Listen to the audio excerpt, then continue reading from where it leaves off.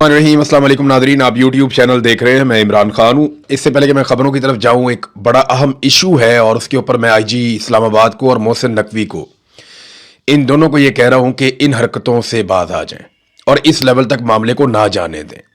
हो सकता है इन दोनों के नॉलेज में हो सकता है कि इन दोनों के नॉलेज में इस तरीके से बात ना हो, लेकिन जो चीज़ मैं आपको बताने वाला हूँ, मुझे आज़ाद कश्मीर के लोगों ने राब्ते किए। एक इस्लामाबाद के जर्नलिस्ट हैं, उनसे भी मैंने कंफर्म किया। एक और साहब हैं जो सिस्टम के अंदर काम करते हैं, उन्होंने भी कंफर्म किया कि बड़े पैमाने पे आज़ाद कश्मीर के शहरियों को गिरफ्तार किया गया इस्लामाबाद से। जो लोग अभी तक गिरफ्तार किए गए या उठाए गए हैं, उनकी तादाद लगभग 566 बनती है। ये बड़ी तादाद है। F10 मरकज में जिस दिन सेनेटर मुश्ताक ने कॉल दी थी और बड़े पैमाने पे एहतजाज हुआ था, उसके बाद 566 अफराद को उठाया गया था, जिनमें बहुत सारे CIA के पास हैं, कुछ एजेंसियां उठाकर ले गई हैं, हमारे कुछ जर्नलिस्ट हैं, उनका भी पता नहीं चल रहा। तो 88 अफराद को दहशतगर्दी की अदालत में पेश किया गया और दहशतगर्दी की अदालत ने शनाख्त परेड के लिए उन्हें अगले 14 दिन के लिए जेल में भिजवा दिया। यानी अब वो 18 अगस्त को जाके उनकी तारीख आएगी। 14 अगस्त यानी यौम आज़ादी अब उनका जेल में ही रहेगा। ये है जनाब एक जलसा करने या एक एहतजाजी मुजाहरा करने की सजा इस मुल्क के खुदादाद के अंदर। लेकिन जो सबसे घटिया और भौंडी हरकत की है वो मैं आपको बताता हूं। 17 खवातीन हैं, जिनमें से 10 को उठाया गया था F10 मरकज से, जहां पे वो एहतजाज कर रही थी। और इसके अलावा कुछ और खवातीन हैं, लड़कियां हैं जो यहां पढ़ती हैं, इस्लामाबाद में पढ़ने के लिए, काम करने के लिए वहां पे रहती हैं। तो 17 लड़कियों को उठाकर एक फार्म हाउस पे कैद कर दिया गया है। और ये फार्म हाउस जो है वो एक SHO की मलकियत है। ये इंफॉर्मेशन मुझे मिली पाकिस्तान में से। तो इस्लामाबाद में एक फार्म हाउस है और वहां पे वो एक SHO की मलकियत है, एक छोटा फार्म हाउस है। वहां पे 17 खवातीन को रखा गया है, क्योंकि देखिए खवातीन का एक ही पुलिस स्टेशन है इस्लामाबाद में। अगर वहां पे रखेंगे तो वो बैलफ पड़ेगा, जब बैलफ पड़ेगा तो खवातीन को आजाद करवा लिया जाएगा। तो इन्होंने खवातीन को भी गैर कानूनी तौर पर अलग जगहों पर रखना शुरू कर दिया है, कानून से बाहर। तो मैं ये बता रहा हूं और वार्निंग देकर कह रहा हूं कि इन चीजों का बड़ा सख्त रद्द-ए-अमल आएगा। आपको आइडिया ही नहीं है, कश्मीरी जो है वो बड़े गयूर पाकिस्तानी हैं, बड़े गयूर कश्मीरी हैं, बड़े गैरतमंद लोग हैं। बल्कि हर पाकिस्तानी गैरतमंद है, कोई भी इस बात को बर्दाश्त नहीं करता कि आप 17 खवातीन को उठाएं और उठाकर उनको प्राइवेट जगह पे जाके रख दें और उनको आप किसी अदालत में भी पेश ना करें। तो फौरी तौर पर अली नासर रिजवी को चाहिए कि जो भी हो इन 17 खवातीन को फौरी तौर पे अदालत में पेश करवाया जाए, या इन्हें जहां पे कैद किया गया है वहां से बाजियाब करके इनके घरों को भिजवाया जाए। ये बड़ी बड़ी सख्त ज्यादती है। और मैं आपको फिर कह रहा हूं कि जिन लोगों ने मुझे फोन किया और मैं 2 लोग तकरीबन रोने वाले हुए थे, उनकी बहुत बुरी हालत थी। वो ये कह रहे थे कि देखें हमारे साथ इतना बड़ा जुल्म हो रहा है। और एक SHO है, एक पुलिस वाला है, उसका फार्म हाउस है, वहां पे 17 खवातीन को कैद किया हुआ है। बड़ा अनफॉर्चुनेट है, फौरन इसके ऊपर एक्शन होना चाहिए। नंबर 1, पेशावर में पाकिस्तान तहरीक इंसाफ जो है उसने जलसे की तैयारियां अपने आखिरी मराहिल में उनकी पहुंच गई हैं। और कल जलसा है, यानी 5 तारीख को वहां पे जलसा है। 5 तारीख को इमरान खान साहब को जेल में 3 साल मुकम्मल होने वाले। कल मैं आपको बताऊंगा कि इमरान खान ने कैसी जेल काटी और बाकी सब ने कैसी जेल काटी, कितना फर्क है इमरान खान की जेल में और बाकी लोगों की जेल में। बहरहाल जो वजीर आला खैबर पख्तूनख्वा है या पाकिस्तान तहरीक इंसाफ है, उन्होंने इसको सेमीफाइनल करार दिया। वो ये कहते हैं जलसा जो है ये सेमीफाइनल है, हम इसमें 10 लाख लोगों को इकट्ठा करेंगे और उसके बाद फिर हम फाइनल में जाएंगे और इमरान खान साहब की रिहाई के बगैर हम वापस नहीं आएंगे। सोहेल अफरीदी ने बहुत बड़े बड़े दावे किए हैं, जुनैद अकबर ने बहुत बड़े बड़े दावे किए हैं और अब उनकी बारी है कि वो अपने दावों को सच साबित करें। देखिए बैरिस्टर गौहर से आप कभी भी कोई उम्मीद ना रख सकते हैं, ना उन्हें अकाउंटेबल कर सकते हैं, क्योंकि उन्हें इमरान खान साहब ने पार्टी का चेयरमैन बनाया था इसलिए ताकि वो गिरफ्तार ही ना हो। इमरान खान साहब को पता था सारी पार्टी भी गिरफ्तार हो जाएगी, ये बंदा गिरफ्तार नहीं होगा, इसलिए इमरान खान साहब ने उन्हें पार्टी का चेयरमैन बना दिया। तो वो ये जानते थे। सलमान अकरम राजा साहब एक कानूनी आदमी है और उन्होंने सारी जिंदगी आइन, कानून और इन चीजों में गुजारी है। वो पॉलिटिकल जद्दोजहद के बारे में वो उस तरह से नहीं जानते, ना उनका वो तजर्बा है, ना वो इतने पुराने हैं। तो असल जो मलबा पड़ेगा वो पॉलिटिकल लोगों के ऊपर पड़ेगा, जो इस वक्त असेंबलियों में भी बैठे हुए हैं, सेनेट में भी बैठे हुए हैं और जिनको इमरान खान साहब ने बड़े ओहदे दिए हुए हैं खैबर पख्तूनख्वा में, खासतौर पर जहां पे उनकी हुकूमत है। तो अब 10 लाख आदमी इकट्ठा होता है या नहीं होता कल के दिन में, ये पता चल जाता है। जिस तरह अलीमा खानम के लिए लोग निकले हैं, उससे देख के तो लगता है कि बहुत बड़ा एक इज्तिमा हो जाएगा और बहुत बड़ा एक जलसा हो जाएगा। लेकिन अगर वाकई जो वो करना चाह रहे हैं वो कर पाए और खैबर पख्तूनख्वा की आवाम को इकट्ठा कर पाए, तो फिर ये एस्टेब्लिशमेंट के लिए मुश्किलात में इजाफा ही होगा, कोई आसानी उनके लिए नहीं बनेगी। अलीमा खानम ने कुछ बयान दिए, मैं आपके सामने रखता हूं, क्योंकि ये गई थी मियां वाली। उस हवाले से उन्होंने कहा जी हम बगैर इतला के मियां वाली पहुंचे थे, अगर इतला देते तो इस्तकबाल के लिए आने वालों को चश्मा बैराज से ही उठा लेते। जो कारकुन निकले उनको भी पुलिस ने उठा लिया। लायामल यह है कि लोग तैयार हैं, लोग बहुत गुस्से में हैं, जहां से गुजरते हैं लोग सड़कों पर निकल आते हैं। हमने 4 जगहों पर रुकना होता है, 14 जगहों पर हमें रुकना पड़ता है। ये जो तासुर दे रहे थे कि लोग नहीं निकलते, हमने देखा कि लोग निकलने के लिए तैयार हैं और लोग जिद्दोजहद के लिए भी तैयार हैं। अब एक और बात अलीमा खानम ने कही कि क्या पंजाब कोई दूसरा मुल्क है? ये खुद चोरी करे और फिर कहे कानून उनके साथ है, पुलिस भी उनके साथ नहीं है, बस अफसरान को उन्होंने अपने साथ मिलाया हुआ, वरना सिपाही तो हमारी वीडियोस बना रहे थे, हम आपको दिखा नहीं सकते। फिर उनकी नौकरियां चली जाएंगी, खतरे में पड़ जाएंगी। जिस तरह आप मीडिया को नौकरी का खतरा होता है, इसी तरह पुलिस वालों को भी नौकरी का खतरा होता है। इसलिए हम बार बार कह रहे हैं कि हम आपकी आजादी के लिए भी खड़े हैं, आपको भी सहाफत की आजादी के लिए खड़ा होना चाहिए, लेकिन आप नहीं खड़े हो रहे। ये बात तो ठीक है, मीडिया तो बिल्कुल ही सत्तू पी के सो गया। मीडिया के अंदर एक जान हुआ करती थी एक दौर में, लेकिन अब बिल्कुल ही एक बेजान जिस्म की तरह पड़ा। नॉर्मली जो मीडिया में पुराने लोग थे उनके ताल्लुकात पीएमएलएन से या पीपल्स पार्टी से थे, यही 2 पॉलिटिकल पार्टीज होती थी, तो ज्यादातर लोग तो इन दोनों ने काबू कर दिए। बाकी मीडिया के ऊपर पाकिस्तान की मिलिट्री एस्टेब्लिशमेंट का बड़ा इन्फ्लुएंस हमेशा से रहा है, तो बाकी लोगों को वो काबू कर लेते हैं, फिर जो रह जाता है उसको ताकत से दबा लेते हैं। लेकिन जो नया मीडिया है ना, जिसको आप सोशल या डिजिटल मीडिया कहते हैं, या नौजवान जो पाकिस्तान की मीडिया में है गुज़िश्ता 5-10 साल में, वो कहीं ना कहीं आवाज उठाते हैं, जोर लगाते हैं, कोशिश करते हैं, फिर गिरफ्तार होते हैं, फिर छूटते हैं, फिर कोशिश करते हैं, फिर गिरफ्तार होते हैं। पाकिस्तान में सहाफत के जो बड़े बड़े नाम हैं, आप कोई भी नाम उठा लें, जो आजकल प्रोग्राम्स करते हैं, तज्जिया देते हैं, बहुत सारा कुछ, बहुत बड़े बड़े नाम हैं, ये अब बोने बनना शुरू हो गए नौजवानों के सामने। इकबाल ने कहा था ना कि जवानों को पीरों का उस्ताद कर, ये आ गया वो दौर। ये हमारे बड़े बड़े नाम सहाफत के, जिन्होंने बड़े बड़े प्रोग्राम्स किए हैं, बड़े बड़े कॉलम्स लिखे हैं, बड़े नामवर शख्सियात वो रहे हैं, उनके पास लफाजी तो खूब है, लेकिन जिद्दोजहद के अंदर, अमली सहाफत के अंदर वो नौजवानों से बहुत पीछे रह गए। हमारे नौजवान जो है वो ना सिर्फ खुलकर बोलते हैं, बल्कि वो जेलें भी काटते हैं, वो कैदे भी काटते हैं, वो तशद्दुद भी बर्दाश्त करते हैं, जाली मुकदमात भी बर्दाश्त करते हैं, फिर बाहर आते हैं, फिर दोबारा लड़ते हैं, तादादम होकर लड़ते हैं।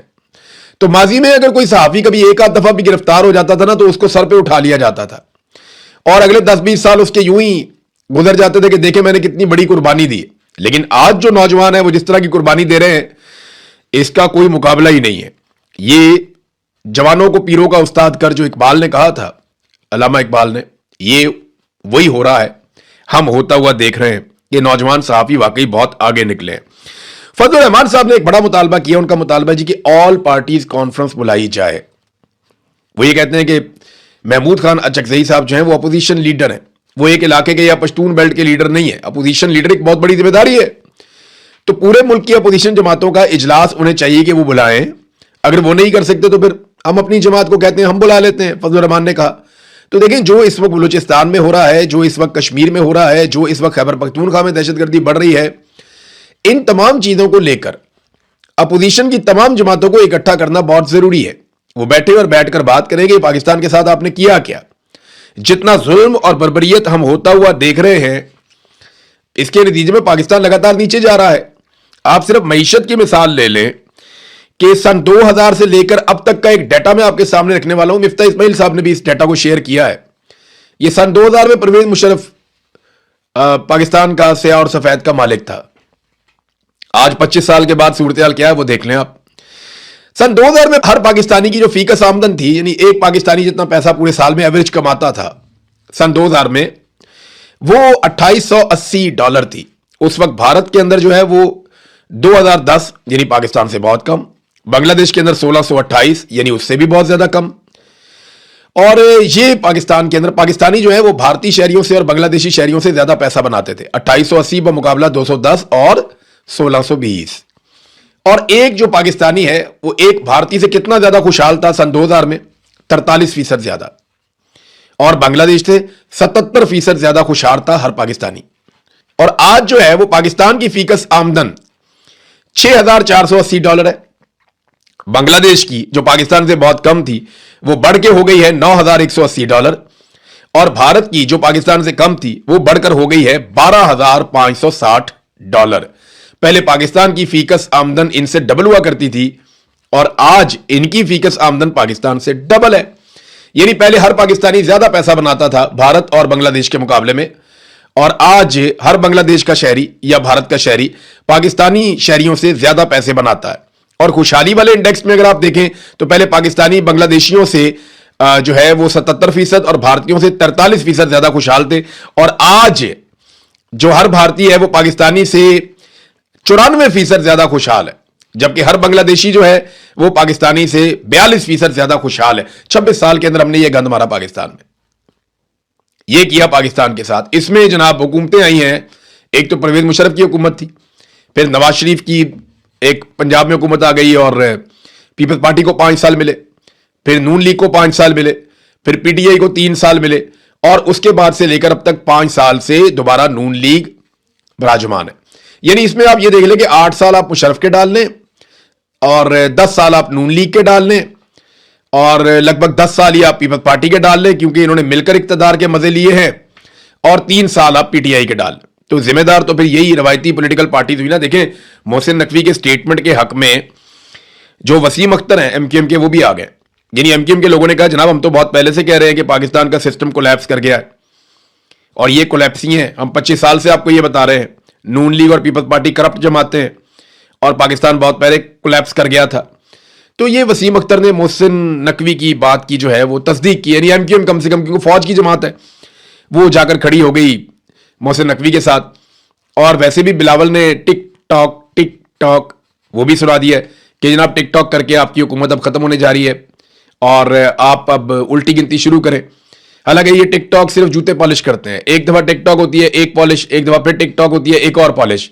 تو یہ بلاول ہو یا مریم ہو، یہ جوتے ہی پالش کرتے رہے ہیں، آئندہ بھی ایسا لگتا ہے جوتے ہی پالش کریں گے۔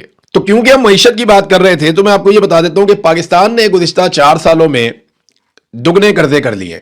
جتنا قرضہ پاکستان بننے کے بعد سے اب تک لیا گیا، گزشتہ 4 سالوں میں عاصم منیر کے دور میں اتنا ہی قرضہ دوبارہ لے لیا گیا، تو قرضے دگنے ہو گئے۔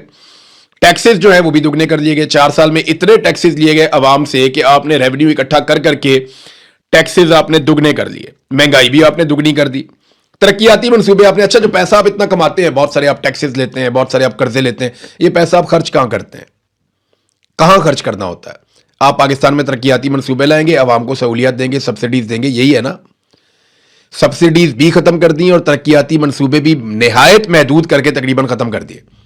اب ملک میں ترقیاتی منصوبے بھی نہیں چل رہے، عوام کو سبسڈیز بھی نہیں دی جا رہی، قرضے دگنے ہو گئے ہیں، ٹیکسز دگنے ہو گئے ہیں، تو پیسہ جا کہاں رہا ہے؟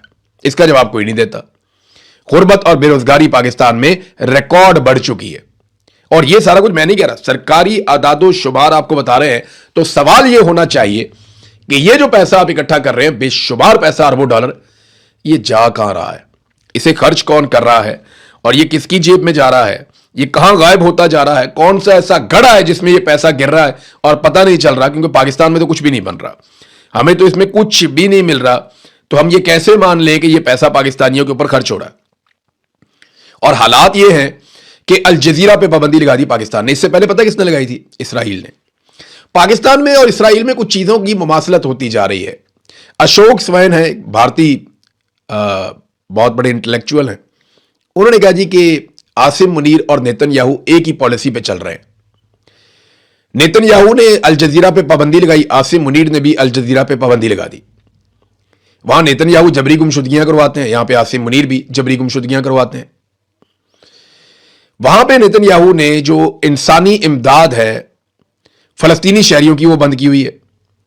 یہاں پہ عاصم منیر نے انسانی امداد جو ہے وہ کشمیری شہریوں کی، وہ بند کی ہوئی ہے۔ تو دونوں ایک ہی طرح کی کارروائی کر رہے ہیں۔ آپ بڑی مماثلت ہے دونوں کے اندر، دونوں جبر کے ساتھ مسلط ہیں، دونوں ظلم کا رستہ اختیار کر رہے ہیں، دونوں نے ہتھیار اٹھائے ہوئے۔ ہاں لیکن ایک مزے کی بات یہ ہے کہ نیتن یاہو کم سے کم اپنے لوگوں کے ساتھ وفادار ہے، اپنی عدالت کو جواب دہ ہے، لیکن عاصم منیر کے پاس استثناء بھی ہے اور وہ اپنے لوگوں کے سامنے اپنے آپ کو جواب دہ نہیں سمجھتے۔ یعنی انہوں نے یہاں پہ کوئی اور سہولت لی ہوئی ہے۔ نیتن یاہو نے یونیفارم نہیں پہنا ہوا، لیکن عاصم منیر صاحب نے یونیفارم پہنا ہوا ہے، تو یہ تو فرق ہے۔ اب ناظرین ایک چیز اور ہے، وہ یہ ہے کہ आसिफ अली जरदारी ने जजों की समरी रोकी हुई है। जजों के नाम फाइनल करके तैनातियों की समरियां जो हैं वो आसिफ अली जरदारी सदर पाकिस्तान को भेज दी गई कि जनाब इनका आप नोटिफिकेशन जारी करें, ये सारे अब जजेस हैं। लेकिन पता चला कि जरदारी साहब को तो एतराज है, उनके अपने बंदे शामिल ही नहीं किए गए, तो उन्होंने वो समरी रोकी हुई है। अब ये एक नया बहरान पैदा हो गया। हर चीज में ना इन सबको हिस्सा चाहिए जनाब। ब्यूरोक्रेसी में हमारा हिस्सा होना चाहिए, जजों में हमारा हिस्सा होना चाहिए, मीडिया में हमारा हिस्सा होना चाहिए, बजट में हमारा हिस्सा होना चाहिए, पैसों में हमारा हिस्सा होना चाहिए, इक्तदार में हमारा हिस्सा होना चाहिए, हर चीज में हमें हमारा हिस्सा मिलना चाहिए। अब वो हिस्से के चक्कर में ना पाकिस्तान के हिस्से बखड़े कर दिए।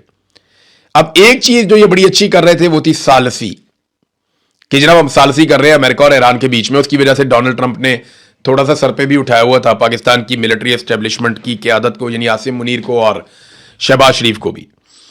तो अब ट्रंप के लिए मुश्किलात बढ़ गई हैं, क्योंकि जब मालिक के लिए मुश्किलात बढ़ेंगी तो मुलाजिम के लिए भी मुश्किलात बढ़ेंगी। ट्रंप के लिए मुश्किल यह है कि नवंबर में वहां पे मिड टर्म इलेक्शन आने वाले हैं, और मिड टर्म इलेक्शन से पहले पहले डोनाल्ड ट्रंप को यह सारा रायता वापस उठाना है, और ये सारी सूरत हाल जो है इसको कंट्रोल करना है, इस गंद को समेटना है जो उसने फैला दिया है। तो ईरान के साथ हतमी लड़ाई करके वो जंगबंदी या किसी किस्म की वॉर ट्रॉफी कैसे हासिल करेंगे? देखें ना, अभी वो बात कर रहे हैं सिर्फ आबनाए हुर्मुज़ पे, हालांकि आबनाए हुर्मुज़ तो पहले से खुली हुई थी। जो ईरान के साथ बातचीत करनी थी या लड़ाई करनी थी वो करनी थी एटॉमिक एसेट्स के बारे में। जो एटमी मुआहदे में बात होनी थी वो आबनाए हुर्मुज़ के मुआहदे तक पहुंच गई है, जो पहले तो खुला हुआ था। लेकिन ईरान को समझ आ गई कि वो इसको एक स्ट्रेटेजिक एसेट के तौर पे कंट्रोल रख सकता है, कि जब भी दुनिया उस पर अटैक करेगी वो इसको जगह को इस्तेमाल करेगा अपने मफाद के लिए और दुनिया को यहां पे तंग करेगा। तो ईरान की हिकमत अमली काम कर गई और वो उसके ऊपर बैठ गए आके। अब वो कहते हैं उस पर हमने मुआहदा करना है। तो डोनाल्ड ट्रंप को ऐसा क्या मिलेगा कि वो पॉलिटिकली थोड़ा सा वापस रिवाइव हो जाए? मुझे कुछ नहीं लगता ऐसा, क्योंकि ओबामा को तो उसामा दे दिया था ना पाकिस्तान ने। जब ओबामा को इलेक्शन में मुश्किलात पेश आ रही थी और मकबूलियत कम हुई थी, तो पाकिस्तान ने ओबामा को उसामा दे दिया था मई 2011 में। तो उससे ओबामा को बहुत फायदा पहुंचा था, पॉलिटिकली बहुत फायदा पहुंचा था। तो डोनाल्ड ट्रंप को हम क्या फायदा दे सकते हैं इसके बारे में भी कोई आइडिया नहीं है। लेकिन रॉयटर्स को अमेरिका की 3 अहम तरीन शख्सियात ने एक बात बताई, और उन्होंने कहा जी कि अमेरिका अपने जो बेहतरीन लॉन्ग रेंज मिसाइल्स हैं, जिनको चाइना के साथ अगर कभी कोई लड़ाई होती तो उनको इस्तेमाल किया जा सकता था, उन मिसाइल्स के बहुत बड़े जखीरे को तकरीबन खत्म कर चुका है। ये 3 अहम तरीन अमरीकी शख्सियात ने कहा, जबकि व्हाइट हाउस इसकी तरदीद करता रहा, बार बार करता रहा। लेकिन अहम तरीन अमरीकी शख्सियात ने रॉयटर्स को यह बात बताई है। तो डोनाल्ड ट्रंप ने आज मंगल वाले दिन तक का आखिरी एक मौका दिया है ईरान को, और उसका उन्होंने ऐलान किया है कि जनाब ईरान हर हाल में अब हथियार डाले और हमारे साथ वो मुआहदा करे जो हम चाहते हैं। लेकिन दूसरी तरफ अमेरिका के अंदर तजियाकार ये कह रहे हैं कि अगर ईरान, यमन, इराक के अंदर जो सपोर्टर हैं ईरान के, वो भी और हिजबुल्लाह, ये मिलकर रिटेलिएट करते हैं तो अमेरिका के लिए बहुत बड़ी शर्मिंदगी हो जाएगी। और ये एक ऐसी लड़ाई है जिसमें अमेरिका यकतरफा तौर पे फतह का ऐलान नहीं कर सकता। बड़ी प्रॉब्लम है डोनाल्ड ट्रंप के लिए। तो अब तक के लिए